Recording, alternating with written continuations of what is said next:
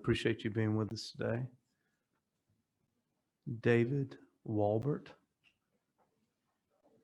Mr. Walbert, good to have you with us today. Appreciate it. We'd be happy to hear from you. Just tell us where you live and if you're with a particular group, and we'd be happy to hear from you. Thank you. I'm live in Atlanta, live in Buckhead. My law office is on 14th Street, and I come here today as someone, a private citizen though, and a lawyer who I think has more experience litigating and trying election cases in the state of Georgia than probably the next 10 lawyers put together. I've represented the state of Georgia, special counsel from the Attorney General. I've sued the state of Georgia for private groups, and I've argued in the Supreme Court both for and against the state of Georgia in past cases. And I'd like to share from that experience just some of my observations of what the committee is faced with here.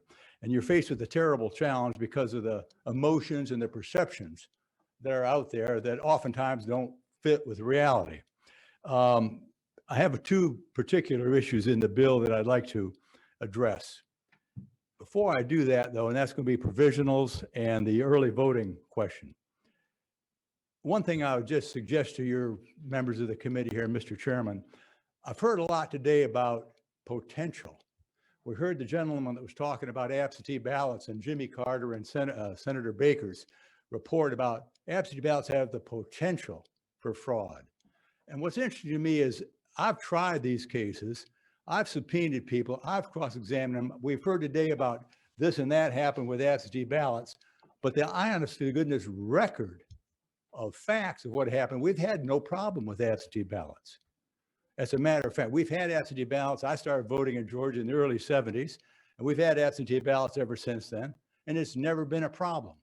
For this committee to start restricting the ability to vote by absentee ballot because of a theoretical potential, what I suggest to you would be a grave mistake.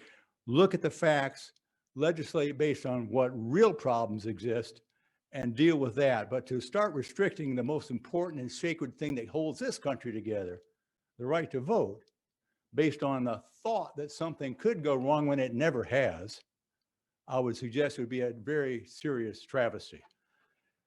You know, in that regard, I was in the Supreme Court of the United States on one occasion defending the state of Georgia on a voting case, a race case. And one of the justices asked me, well, how can you stand here and say that what the state of Georgia did in this case is the right thing when you've got the history in the state of Georgia on race of always doing the wrong thing? And the Supreme Court justice asked me that.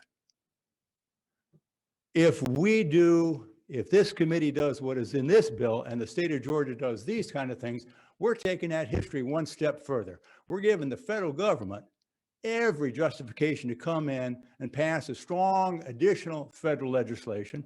We're begging the federal courts to come in and say, look, at one more time, Georgia's done the wrong thing by restricting the right to vote. So I would just suggest that look at any real problems that exist. You've got a heck of a problem because when we talk about perceptions of integrity and so on in the system and transparency, you can show the facts to a lot of people today and it makes no difference. They're going to have the same opinion regardless of what there is. So don't screw up the system on the theory of we're going to convince people that everything's hunky-dory because they're seeing more. That isn't going to happen. That's just not the sad world we live in today, and y'all know that quite well. Counselor, I want to give you the ability to wrap up. All right. Provisional ballots. The federal law specifically says explicitly that you must give to someone in the precinct the provisional ballot. If you pass this law that makes that illegal under state law, you are opening up your people, the poll workers, to lawsuits for violating federal law. Don't do it. Provisional ballots are extremely effective. People have the right to cast them. And when I represented Fulton County Board of Elections in a case, they had a lot of provisional ballots, and we presented to the then Secretary of State, Brian Kemp, that federal law requires this, and that was the end of the deal. Provisional ballots and early voting in particular, that is what has made our election system work recently instead of having these crazy lines. Do not cut back early voting, especially Sundays and Saturdays, which have a flagrant impact on the African-American community. Keep that. That is what makes our voting work. We have a much, Counselor, thank you for being here today. one sentence, I might add one sentence if I may. We Go have a ahead. much more complex system of voting today than we've ever had before because of the machines, the verifications and so on. Early voting and absentee voting are essential to keep that system working. Please That don't cut it back. That was a compound run-on sentence. Yeah, it was.